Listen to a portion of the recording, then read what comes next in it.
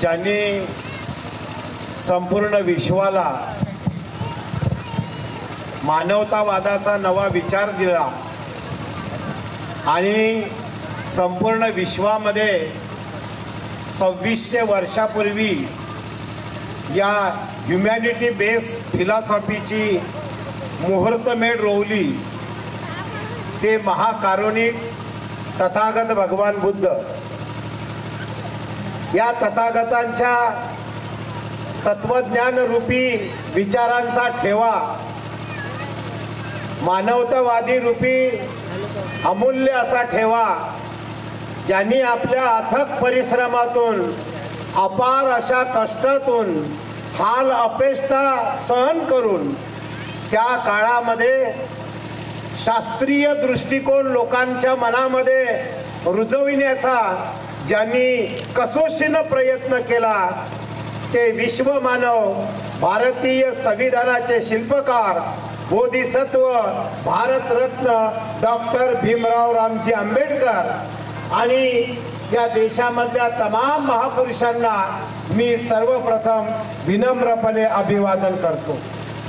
आज विचार मंचावर आपले सर्वांचे धम्मगुरु आदरणीय भिक्खू पयावंश आणि आदरणीय भिक्खू धम्मघोष आणि ज्यांच्या मार्गदर्शनाखाली भिक्खू पयावंश आणि भिक्खू धम्मघोष हे आपल्या बुद्धाच्या चळवळीला सर्वसामान्य लोकांपर्यंत पोहोचवण्याचा अथक असा परिश्रम घेत आहे।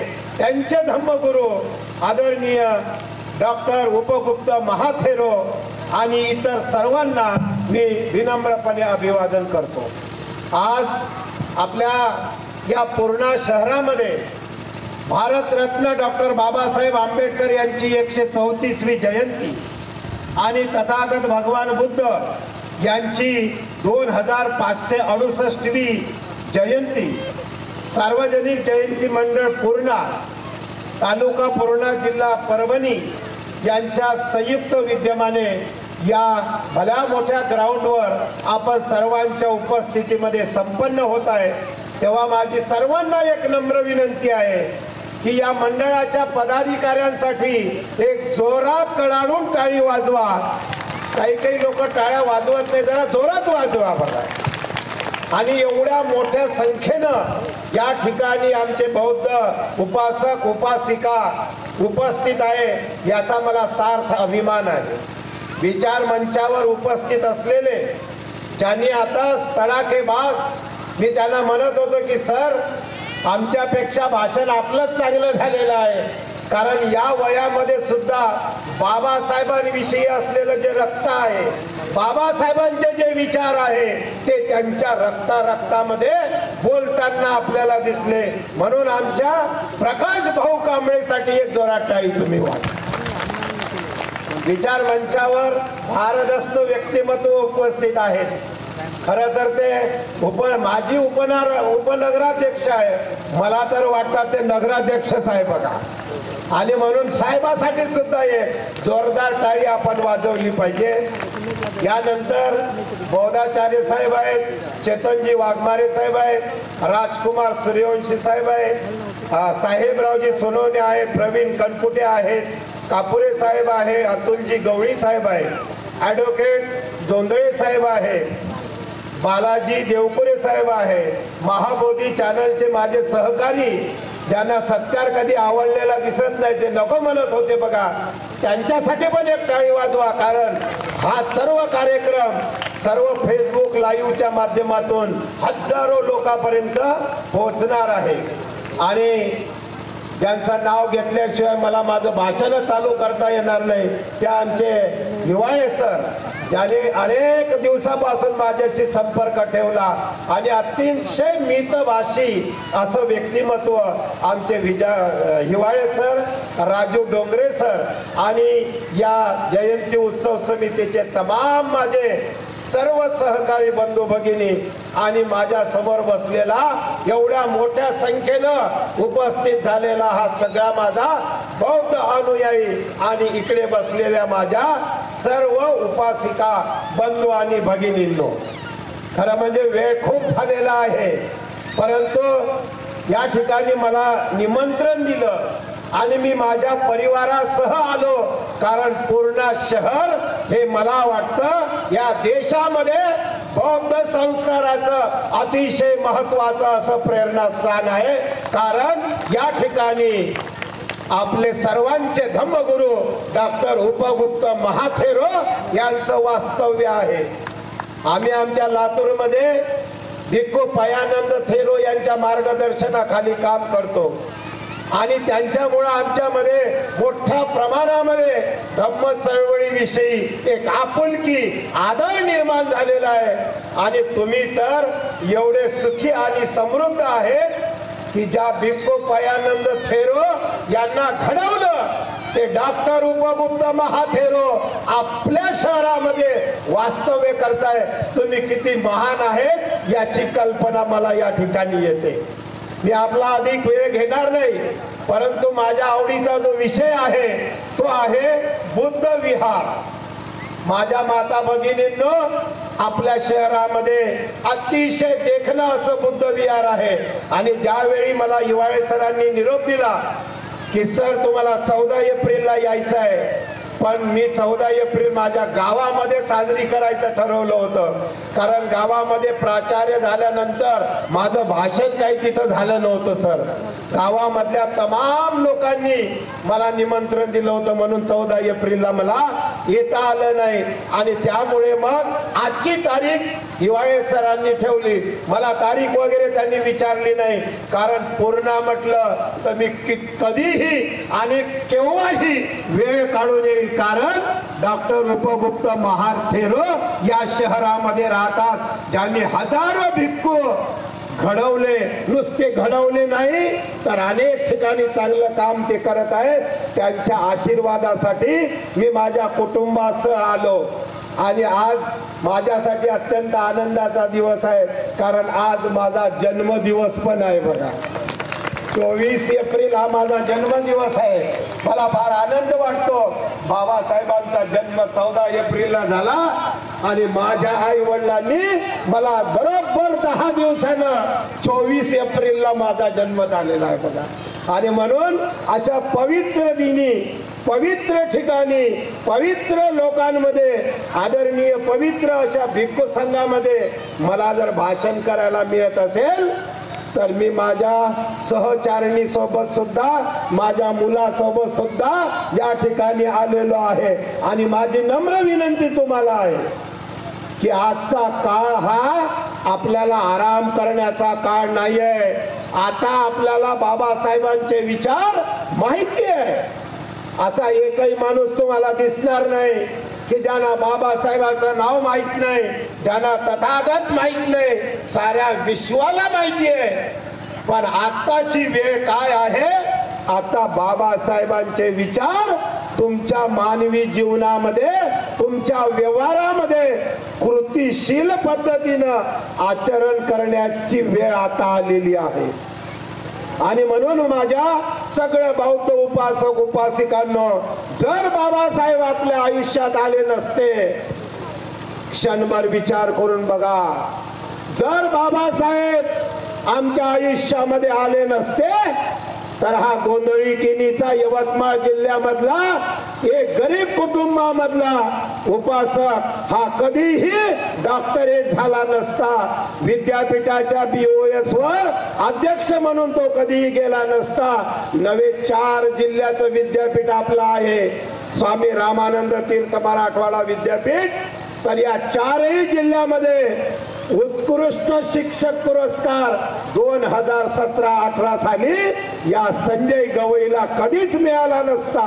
याचं सर्व श्रेय जर कुणाला द्यायचं असेल तर तथागत बुद्धांच्या विचाराला आणि बाबासाहेबांच्या अमूल्य अशा भारतीय संविधानाच्या ठेव्याला आपल्याला द्यावा लागेल. आणि म्हणून माझी नम्र विनंती आहे की तथागताचे विचार केवळ आता पुस्तकामध्ये राहू देऊ नका.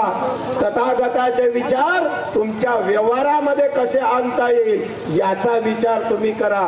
आणि जर तुम्हाला बाबासाहेब चांगले समजून घ्यायचे असेल तथागताचे विचार चांगले समजून घ्यायचे असेल तर एकच काम तुम्ही करा. माझी नम्र विनंती तुम्हाला आहे बघा.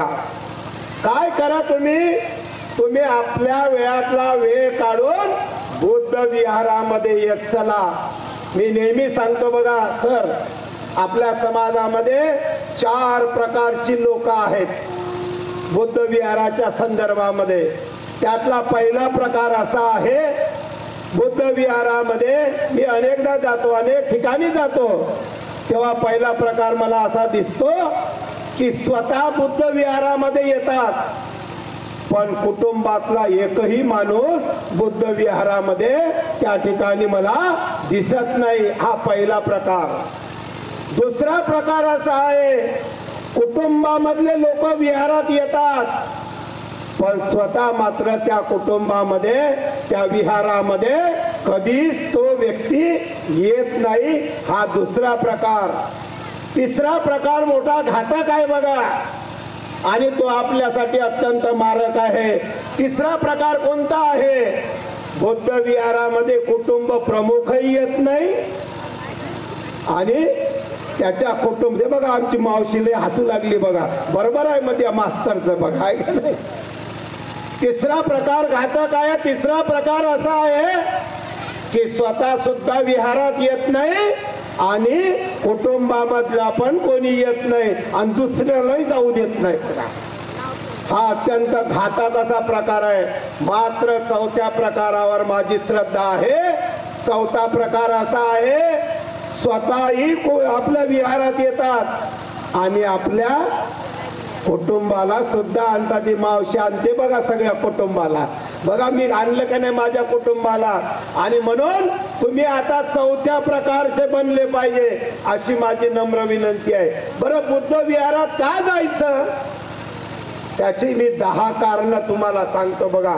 कारण इथं आता बंतीजीच्या समोर काही मार्गदर्शन करण्या एवढा मी मोठा नाही आहे, परंतु कार्यक्रमाचा एक भाग म्हणून मी या ठिकाणी आवर्जून आपल्याला सांगतो बघा. 10 गोष्टी सांगतो बघा. बुद्ध विहारात का आलं पाहिजे तर बुद्ध विहारामध्ये गेल्यानंतर आपण आपल्या पायामधले पादत्राणे जे आहेत, चपला बुट जे आहेत ते त्या बुद्ध विहाराच्या बाहेर सोडतो. का बरं सोडतो?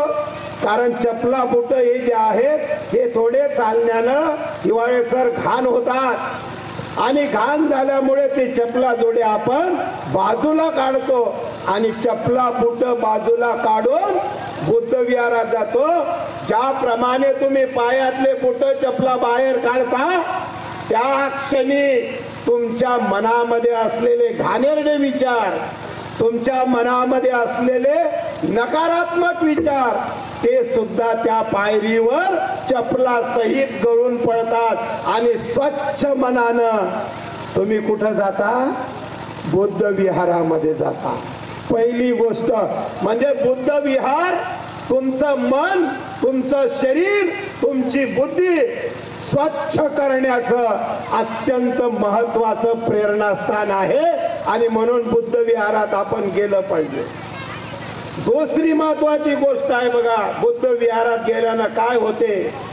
तुम्ही कधी जर आमच्या घरी आलात, हिवाळे सरांना मी मागे सांगितलंय, डॉक्टर उपगुप्त महाथेरो आमच्या घरी आलेले आहेत. धम्म शिबिर जेव्हा होतात तर त्या शिबिरामध्ये येणारे जे काही भंतेजी आहे त्यांचं भोजनदान सुद्धा आमच्या घरी असते. कारण घरामधला एक मोठा हॉल आहे बघा, त्या हॉलमध्ये घरी मी बुद्ध विहाराची निर्मिती केलेली आहे बघा. अनेक लोक मला म्हणाले, सर अहो सर एवढा मोठा हॉल तुम्ही बुद्ध विहाराला दिला, जर हा हॉल तुम्ही भाड्यानं दिला तर तुम्हाला 10,000 रुपये भाडं येईल. मी म्हटलं बाबासाहेबाच्या कृपेनं भाड्या बिड्याची मला आता गरज उरलेली नाही. आज बाबासाहेबाच्या कृपेनं मला जवळपास 3 लाखाचा पगार आहे बघा. 3 लाख एवढा का सरते का आपल्याला बघा. निर्व्यसनी माणूस आहे आणि त्याच्यामुळं सर्व हॉलमध्ये एक बुद्ध विहार केलेलं आहे बघा. अनेक प्रसंग माझ्यावर आले. तुम्हाला माहिती आहे आपल्यावर अनेक प्रसंग येतात, पण या प्रसंगातून तुम्हाला जर मुक्ती पाहिजे असेल तर बुद्ध विहाराशिवाय पर्याय नाही आणि म्हणून आपण बुद्ध विहारामध्ये गेलं पाहिजे. दुसरा महत्वाचा मुद्दा आहे, बुद्ध विहारात का गेलं पाहिजे? त्याचं कारण असं आहे की ज्या तथागतानं या संपूर्ण विश्वाला मानवतावादाचा नवा विचार दिला, त्या तथागताची सुंदर मूर्ती बुद्ध विहारामध्ये असते बघा. आणि तथागताच्या मूर्तीच्या बाजूला ज्यांनी या देशात नव्हे या विश्वामध्ये क्रांती केली ते डॉक्टर बाबासाहेब आंबेडकर त्या ठिकाणी असतात. आणि या दोनही महापुरुषांच्या प्रतिकृती जरी तुम्ही डोळ्यानं बघितल्या तरी तुम्हाला त्या ठिकाणी शांत वाटते बघा. आणि म्हणून तुम्ही बुद्ध विहारात गेलं पाहिजे. तिसरी एक गोष्ट महत्वाची, बुद्ध विहारात कुणाचं वास्तव्य असते तर बुद्ध विहारामध्ये आदरणीय भंतेजीचं वास्तव्य असते. खरं तर मी सर्व भंतेजीचे मनापासून आभार मानतो, कारण संपूर्ण आयुष्य त्यांनी धम्माच्या चळवळीला दिलेलं असते. त्यांना सुद्धा भावना असतात, पण बाबासाहेबांचे विचार मनामध्ये पक्के घट्ट झालेले असल्यामुळं त्यांनी सगळ्या गोष्टीचा त्याग केलेला असतो बघा. आणि त्याग केलेल्या व्यक्ती तुम्हाला जर बघायच्या असेल तर बुद्ध विहाराशिवाय तुम्हाला पर्याय नाही. आणि म्हणून आदरणीय भंतेजीचं वास्तव्य बुद्ध विहारात असते. जे शुद्ध आचरणाचे असतात, जे निर्मळ मनाचे असतात, जे धम्मक्रांतीला नवी दिशा देणारे असतात, त्यांच्या सोबत तुम्हाला राहायला मिळते बघा. त्याच्यानंतर आपण बुद्ध विहारात का गेलं पाहिजे? तुम्हाला माहिती आहे की बुद्ध विहारात आपण जाताना कुठलेही कपडे घालत नाही. काही वेळेस सर बरोबर आहे का नाही खंदारे साहेब? आणि स्वागताध्यक्षाचं नावच विसरलो बघा. बरेचदा मी विसरून जातो बरं का सर. खंदारे साहेबांना मी सांगतो इथं, तर आपण बुद्ध विहारामध्ये जात असताना पांढऱ्या शुभ्र वस्त्रामध्ये जातो. पांढरे शुभ्र वस्त्र काय दर्शवते? पांढरे शुभ्र वस्त्र तुमचं मन निर्मळ आहे, तुमचं मन स्वच्छ आहे, तुमचं मन दुसऱ्या प्रती मानवतावादी आहे. आणि म्हणून बुद्ध विहारामध्ये आपण सर्वांनी गेलं पाहिजे. मी तर या विचाराचा आहे, तुम्ही इतर धर्माचा अभ्यास करा, कुठल्याही धर्माचा अभ्यास करा, त्या धर्मामध्ये महिलांना आजही दुय्यम दर्जा आहे. पण इथं किती माय मावल्या बसलेल्या आहेत. पुरुषांना माझी नम्र विनंती आहे, जरा हात सैल करा आणि यांच्यासाठी एक टाळी वाजवा. महिलांसाठी बघा, एवढ्या मोठ्या संख्येनं महिला या ठिकाणी उपस्थित आहेत. पुरुषापेक्षा दुप्पट महिला आहे बघा साहेब. आता सगळं झालेलं आहे जेवण वगैरे आमचा, आता आपल्याला गाणे सुद्धा ऐकायचे आहे. आणि बुद्ध विहारामध्ये महिला आणि पुरुष याचा भेद तुम्हाला दिसणार नाही. आणि म्हणून बुद्ध विहारामध्ये आपण सर्वांनी गेलं पाहिजे, ही माझी नम्र विनंती तुम्हाला आहे. त्यानंतर बुद्ध विहारामध्ये काय असते? बुद्ध वंदना असते, धम्म वंदना असते. आता जसं इथं सगळ्यांनी आपण नमन केलं त्याच्या सगळ्या गोष्टी असतात. आणि म्हणून बुद्ध विहार हे आता तुमचं संस्काराचं केंद्र बनलं पाहिजे. माझी नम्र विनंती आहे तुम्हा सगळ्यांना, बुद्ध विहारात जाताना तुम्ही तुमच्या लहान मुलांना घेऊन जा, कारण आज लहान मुलांवर संस्कार करण्याची नितांत आवश्यकता आहे. आणि या जगामधला एकच धर्म तुम्हाला या सगळ्यातून शांतता देईल, तुम्हाला दुःखाची मुक्ती देईल. आणि तो धम्म आहे. ह्या धम्माच्या विचारानं जो चालतो त्याच्यावर कितीही संकट आली तरी तो डगमळत नाही. त्याचं कारण असं आहे, कारण बुद्धाच्या विचारामध्ये एक मोठी पावर आहे. तुम्हाला आता आमच्या साहेबांनी सांगितलं इथं की अनेक प्रकारचे बाप कसे आहेत, अनेक प्रकारचे ढोंगी साधू कसे आहेत, अनेक प्रकारचे साधू जेलमध्ये हवा खात आहेत. पण या जगामध्ये एकमेव महामानव होऊन गेला की ज्या महामानवानं या देशाला नव्हे या विश्वाला भारतीय संविधानासारखा पवित्र ग्रंथ दिला. या विश्वामध्ये इतर कुठलेही ग्रंथ असतील, मी त्याच्यावर टीका करत नाही, पण या विश्वाचा पवित्र ग्रंथ जर कोणता असेल तर तो आहे भारतीय संविधान. या संविधानासाठी आपण एक जोरात टाळी वाजवली, कारण या संविधानाच्या माध्यमातूनच माझ्यासारखा एक खेड्यातला उपासक विद्यापीठाचं प्रतिनिधित्व करतो. बाबासाहेब आपल्याला म्हणाले होते की मोक्याच्या जागा तुम्ही हस्तगत करा, महत्वाच्या जागेवर तुम्ही तुमचं अधिष्ठान बनवा. आणि मी बोर्ड ऑफ स्टडीचा चेअरमन होतो बघा. मला नेहमी वाटायचं की पाली विषय हा अभ्यासक्रमात आला पाहिजे, पण कोणी ऐकतच नव्हतं त्यावेळेस बघा. पण जेव्हा मी अभ्यास मंडळावर आलो, आता माझ्या महाविद्यालयाचा मी प्रभारी प्राचार्य आहे. बाबासाहेबांचे विचार जे आहे ना, हे विश्वरूपी विचार आहे. बाबासाहेबांच्या विचाराला फाटा फोडणारा, बाबासाहेबांचे विचार खोडून काढणारा या देशात नव्हे या विश्वात अजून पैदा झाला नाही आणि पैदा होणार नाही. कारण बाबासाहेबांचे विचार जे आहे ते विज्ञानाला पुरस्कृत विचार आहे. बाबासाहेबांचे विचार विज्ञान रूपी का आहे, तर त्यांच्या विचाराला तथागताच्या विचाराची धार आहे. आणि म्हणून बाबासाहेबाचं एखादं वाक्य मला कुठेही काढून दाखवा की ज्या वाक्यावर कोणीतरी आक्षेप घेतलेला आहे, कोणीतरी त्याच्यावर केस केलेली आहे. अनेकांच्या वक्तव्यावर अनेक केसेस झालेले आहे, अनेकांच्या वक्तव्यावर अनेक चिकित्सा झाल्या आहे, पण एकमेव बाबासाहेब आहे. ज्या बाबासाहेबांनी आम्हाला घडवलं बघा, ज्या बाबासाहेबांनी अपार कष्ट सहन करून तुम्हाला आता नवसंजीवनी दिली. अहो काय आपल्याकडे होतं, आज आपल्याकडे सर्व आलेलं आहे. आणि म्हणून माझ्या महाविद्यालयाचा मी 3,500 विद्यार्थ्यांचा प्रमुख आहे. आता नॅशनल एज्युकेशन पॉलिसी येत आहे साहेब, अनेक लोक आपापले विषय त्याच्यामध्ये घालत आहे.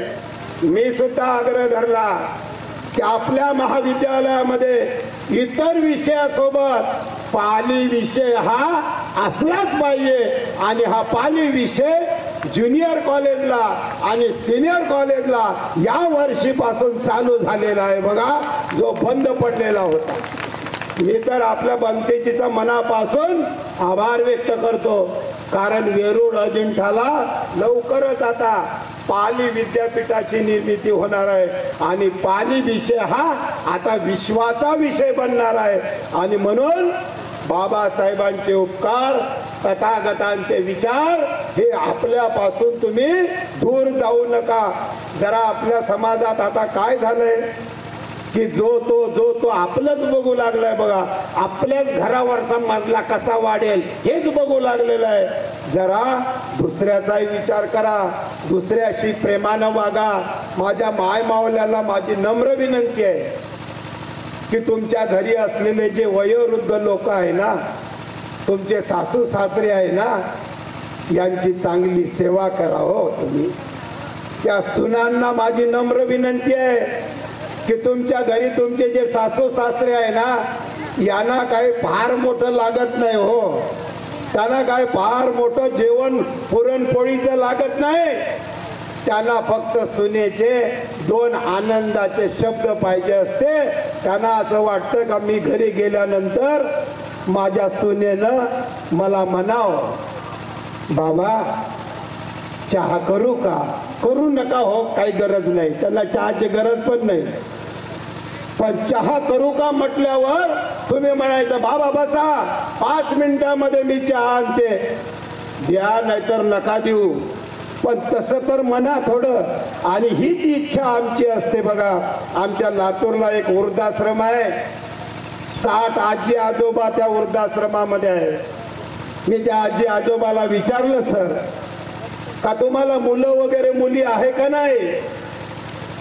तिथल्या आजी आजोबांनी मला उत्तर दिलं, माझा मुलगा परदेशामध्ये नोकरीला आहे, माझा मुलगा इंजिनियर आहे, माझा मुलगा डॉक्टर आहे, माझा मुलगा फार त्या मोठ्या IT कंपनीमध्ये भला मोठा मॅनेजर आहे.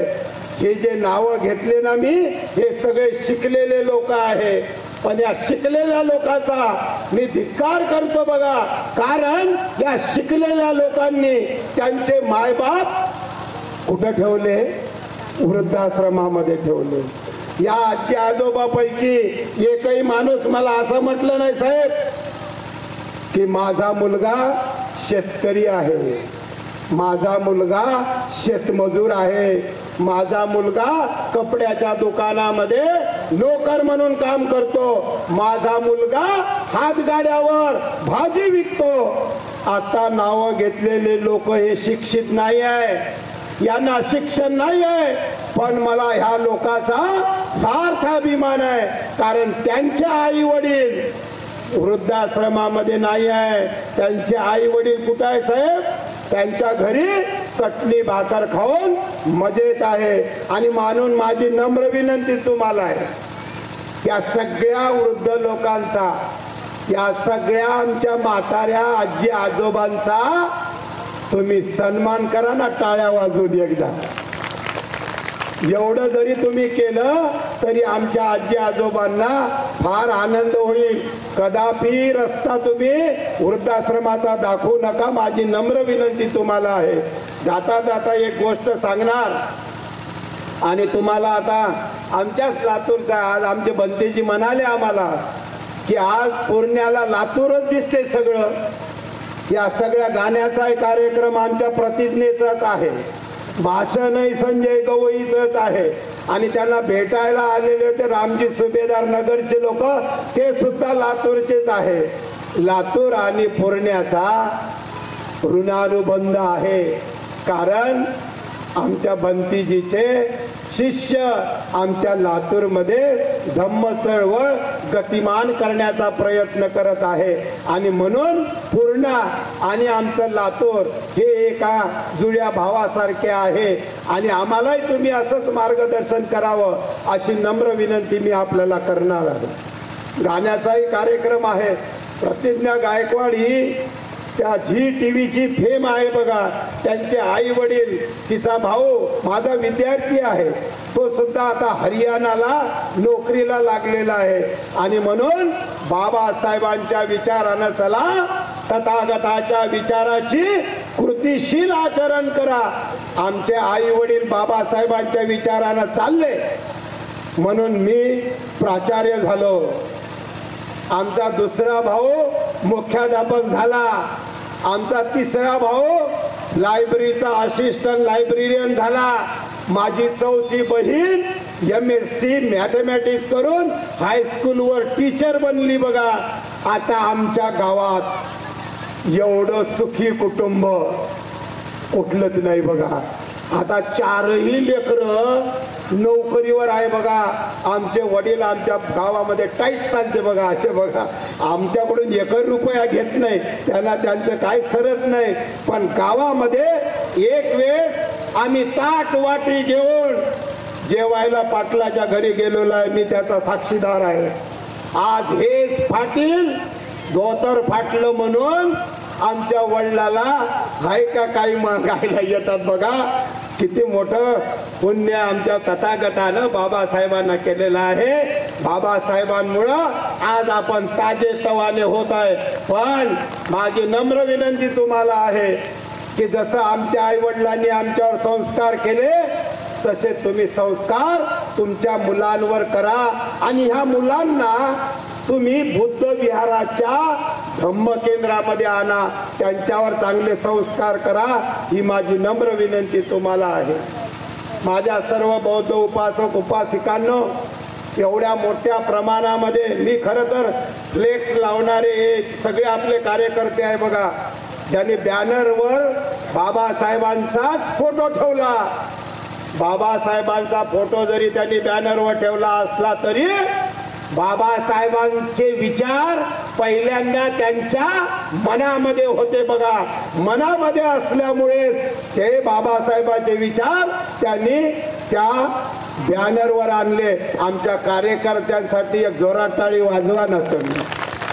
सर म्हणत होते की तुमची मागणी आहे की त्यांचा सत्कार जरा कमी करा, पण अशा युवकांचा सत्कार करणं मला असं वाटतं अत्यंत महत्वाचं आहे साहेब. कारण आता पुढची पिढी आपल्याला निर्माण करायची आहे. पुढचा येणारा काळ हा तुमच्यासाठी माझ्यासाठी अत्यंत घातक स्वरूपाचा आहे. आणि या घातक स्वरूपाला जर तुम्हाला तिलांजली द्यायची असेल तर आदरणीय भंतेजीच्या मार्गदर्शनाखाली धम्मक्रांती या नवतरुणांनी आता धारदार पद्धतीनं तुम्हाला निर्माण करणं आवश्यक आहे.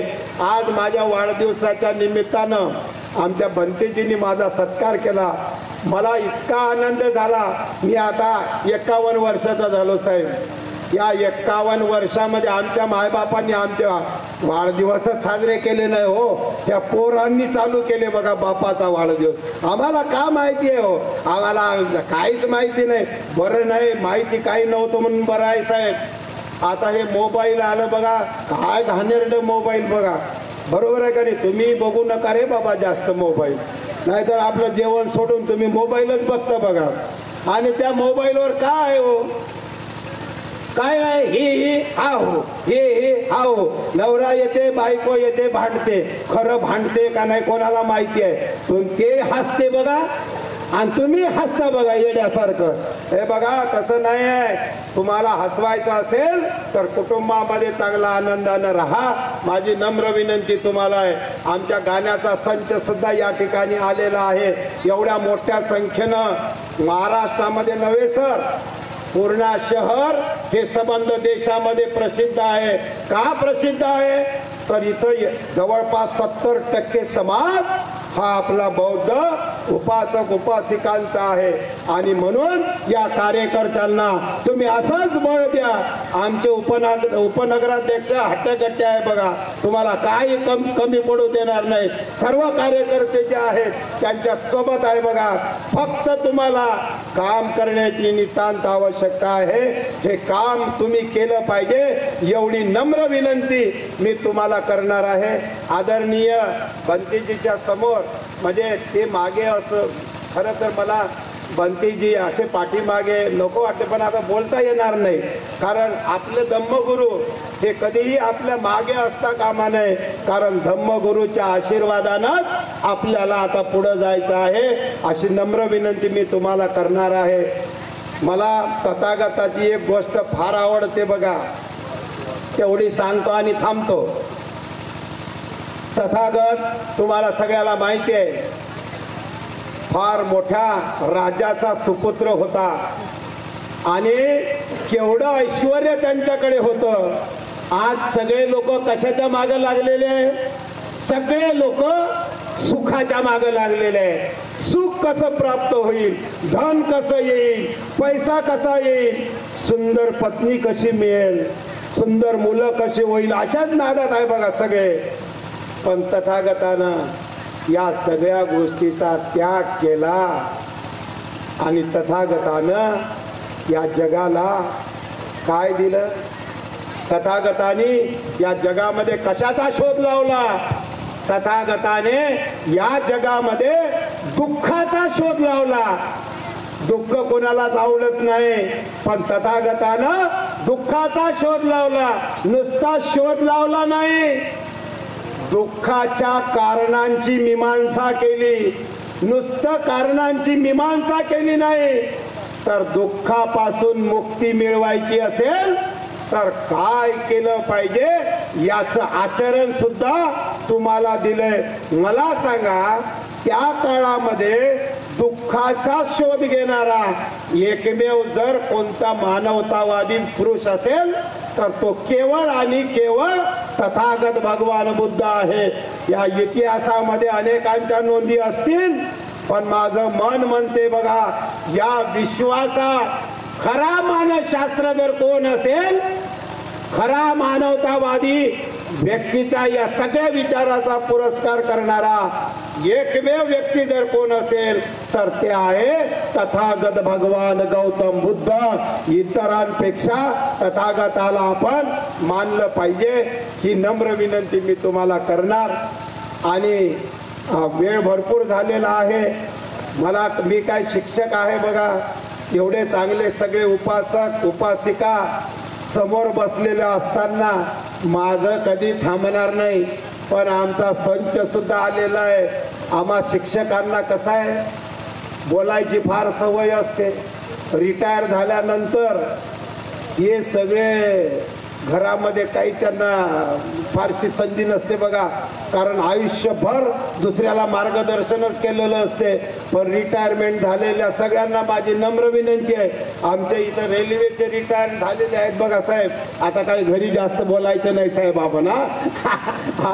आता कसं झालंय त्यांचं ऐकायचं आपण। बरेचसे शिक्षक लोक बोलून बोलून म्हातारपणात बहिरे होऊन जातात बघा, त्यांना ऐकायलाच काही येत नाही। आणि खरं आहे माझ्या सगळ्या वृद्ध लोकांना नम्र विनंती आहे की तुमच्या मुलाबाळांचं फारसं तुम्ही आता ऐकायचं नाही। माझ्या सुनांना नम्र विनंती आहे, तुमच्या मायला जास्त फोन करू नका। आणि मायला माझी नम्र विनंती आहे, तुमच्या लेकीला बी जास्त फोन करू नका बघा, तिला तिचा संसार करू द्या ना, ती चांगला संसार करते बघा। पण उगाच इकडून फोन, आणि फुकटे फोन आहे बघा सगळे, किती बोलतेत लोक बघा। अहो फोन काय एवढं बोलायला असते का? भाजी काय केली आणि कशी कापली आणि कसा काय तुमचं लावलंय बाबा, थोडंसं बोला ठेवून द्या, बरोबर आहे का? जे मोबाईल मध्ये बसले त्या मोबाईल मध्ये बघूनच सगळं करते बघा आजकाल, ते सगळं बंद करा। आणि म्हणून आता घराकडे तुमच्या मुलांवर संस्कार करण्याची वेळ आलेली आहे। सर्वांचं मी मनापासून स्वागत करतो। वेळ अधिक झाला असल्यामुळं मला बोलायचं भरपूर आहे, पण नाही आता इकडून मध्ये बोला। पण आमचं कसं असते, आमचं बोलणं कधी बंद होते माहिती आहे का तुम्हाला? एखाद्या शिक्षकाला भाषण करता करता जर थांबवायचं असेल काय करावं लागेल? टाळ्यानं थांबत नाही, ती अजून जास्त जोरात जोरात बोलते बघा, का आता टाळ्या वाजताय म्हणून बघा, आहे का नाही? टाळ्यानं ते थांबत नाही बघा, कशानं थांबते सर? सरला माहित आहे बघा, आमचं बोलणं जर थांबवायचं असेल तर घंटी वाजवावी लागते, घंटी। आता इथं घंटी कोण वाजवणार आहे बघा, त्याच्यामुळं घंटी वाजणार नाही। पण मला माहिती आहे की आता पुढचा कार्यक्रम जो आहे तो अत्यंत मनोरंजनात्मक कार्यक्रम आहे, पण त्या मनोरंजनातून प्रबोधन सुद्धा आहे। जाता जाता एक गोष्ट सांगणार, तुमच्या गावामध्ये डीजे न साजरी केलेली दिसत नाही मला, का केली? ते डीजे वगैरे थोडे बंद करा हो, लय लोक बहिरे झाले हो त्या डीजेनं। मी पण यावर्षी आमच्या गावात गेलो होतो, मी नाचलो बघा त्याच्यात। ते नाचायलाच लावते, तुमची इच्छा जरी नसली का म्हातारे आपलं धोतर वर करू करू नाचले हो त्याच्यामुळे। पण हे आता डीजेचा खर्च वगैरे कमी करून थोडा आता धम्माच्या या चळवळीमध्ये तुम्ही सक्रिय व्हा। हे आता आलेल्यांसाठी एक टाळी वाजवा बघा, हे लय कामाचे माणसं आहेत। धन्यवाद धन्यवाद। ते आता आभार प्रदर्शनाला आलेले आहे बघा सगळे, तुम्ही आलात त्याबद्दल धन्यवाद। ते चष्मा बघा वर लागलेला, डोळ्यावर लावा, हा लागला। माझ्या माय मावल्यांना आणि सगळ्यांना, तुम्ही सगळे मस्त आनंदी राहा, भंतेजीच्या मार्गदर्शनाखाली राहा। भंतेजी आणि देणगीमध्ये कमी पडू नका। माझ्या कार्यकर्त्याचं खरंच मनापासून मी कौतुक करतो बघा। तुम्हाला जयंती साजरी करण्यासाठी कार्यकर्ते किती वेळ येत आहो तुमच्या घरी। पहिल्या वेळेस आले तर म्हणजे साहेबच नाही, का गेला का काय वर तुमचं साहेब? त्या साहेबानं, बाबासाहेबानं एवढं चांगलं घर दिलं, एवढा चांगला फ्रीज दिला, एवढी चांगली टीव्ही दिली, आणि आमचे कार्यकर्ते जेव्हा तुम्हाला धम्मदान मागायला येते तेव्हा घरी नाही म्हणता, घरात लपून ठेवता माणसाला। असं करू नका, जेवढं तुम्ही धम्मदान द्याल तेवढं तुम्हाला तुमच्या घराची संपत्ती आल्याशिवाय राहणार नाही, याचा प्रत्यक्षदर्शी मी आहे बघा। आणि म्हणून आमच्या कार्यकर्त्याला धम्मदान द्यायला मागा पुढे येऊ नका बघा, आपल्या शक्तीनुसार या। आणि माझी नम्र विनंती आमच्या कार्यकर्त्यांना आहे, की तुम्ही सुद्धा काही जबरदस्ती करू नका. जे देणारे असतात ते बरोबर देतात. मी अनेक लोक बघितलेले आहे बघा, मोठ्या प्रमाणामध्ये धम्मदान देतात बघा. ज्यांनी या जयंती उत्सव समितीला धम्मदान दिलं बघा, त्या धम्मदानासाठी दोन्ही हात एकावर एक वाजवून जरा टाळी वाजवा ना त्यांच्यासाठी. आणि म्हणून अशा जयंत्या होणं, असे कार्यक्रम होणं ही आज काळाची गरज आहे. संघटन अत्यंत महत्वाचं आहे. बाबासाहेबांनी आपल्याला शिका. दुसरं काय सांगितलं? हा, भांडणं करा, संघटित व्हा. हा, बरोबर आहे. आणि तिसरं संघर्ष करा. संघर्ष करा म्हणजे घरात भांडू नका आणि घरातलं भांडण बाहेर आणू नका. भांडल्याशिवाय जमत नाही. आमची मॅडम आहे, आम्ही भांडतो बघा, पण आपलं घरातल्या घरातच लेकराच्या समोर भांडू नका, नाही तर ते भांडते बघा तिकडं. त्याच्यामुळं भांडण झालं पाहिजे, पण भांडणाचा रूपांतर घटस्फोटात होऊ देऊ नका. सुसंवादात करा. माझी नम्र विनंती तुम्हाला आहे, घरच्या तमाम आई माऊल्यांना, इथं पुरुषांना माझी नम्र विनंती आहे, सगळ्यांना हात जोडून विनंती आहे की तमाम माझ्या माय माऊल्यांना घरी तुम्ही चांगला सन्मान करा बघा. आणि तुम्ही यांचा सन्मान करा. जो व्यक्ती कुटुंबामधल्या महिलेचा सन्मान करतो त्याचं कुटुंब सुखी झाल्याशिवाय राहत नाही. म्हणूनच मॅडमला आणलंय बघा मी, आहे का नाही? तर मॅडम बसलेली आहे बघा. तर असो, आता दुसरा कार्यक्रम असल्यामुळं मी इथं थांबवतो. जाता जाता एक अत्यंत सुंदर अशी प्रार्थना मी म्हणतो आणि माझी रजा घेतो. अस्तमान होणाऱ्या सूर्यानं निस्तब्ध झालेल्या पृथ्वीला विचारले की माझं काम कोण करणार? माझ्या तमाम बौद्ध उपासक उपासिकांनो काम कोणतं? तर या पृथ्वीला दिवसभर मी प्रकाश दिला, हा प्रकाश मी मावळल्यानंतर कोण देणार? या पृथ्वीवरचा एकही माणूस उत्तर देत नाही. हे बघून एका कोपऱ्यातील पंक्तीतील छोटीशी ज्योत म्हणाली, हे सूर्या, मी तुझं काम माझ्या शक्तीनुसार करेल, शक्तीनुसार करेल, शक्तीनुसार करेल. या पंक्तीतील एक ज्योत तथागत भगवान गौतम बुद्ध आहे. या पंक्तीमध्ये एक ज्योत डॉक्टर बाबासाहेब आंबेडकर आहे. या पंक्तीमध्ये एक ज्योत आदरणीय आमचे धम्मगुरू आहे. या पंक्तीमध्ये एक ज्योत माझे सर्व तमाम कार्यकर्ते आहे. या पंक्तीमध्ये एक ज्योत माझे बौद्ध उपासक उपासिका आहे. आपण सर्वांनी एकत्र यायचं. आणि सूर्य मावळल्यामुळं आपल्या देशात जो काळोख निर्माण झाला, अंधार निर्माण झाला, या अंधाराचं रूपांतर या सूर्यप्रकाशात करायचं. आणि हे सूर्यप्रकाशात रूपांतर करायला इथं बसलेल्या तमाम माझ्या बौद्ध उपासक उपासिकांच्या अंगी बळ येऊ. तुमचं आरोग्य अधिकाधिक निरोगी आणि सुदृढ बनो. आणि तथागताचे विचार मनामध्ये रुजवण्याचा प्रयत्न हो. बाबासाहेबांचे विचार तुम्ही आता मुलांवर आपण आता संस्कारित केलं पाहिजे, ही प्रार्थना करतो. आज माझ्या सबंध कुटुंबाचा, पूर्णा शहरामधल्या माझ्या सर्व कार्यकर्त्यांनी जो माझा सन्मान केला, त्या सन्मानाला शतशः नमन करतो आणि मी माझी रजा घेतो. धन्यवाद. सप्रेम जय भीम. नमो बुद्धाय. एकदा म्हणा, डॉक्टर बाबासाहेब आंबेडकरांचा. जरा जोरात म्हणा, एका कानानं मीच बहिरा आहे बघा.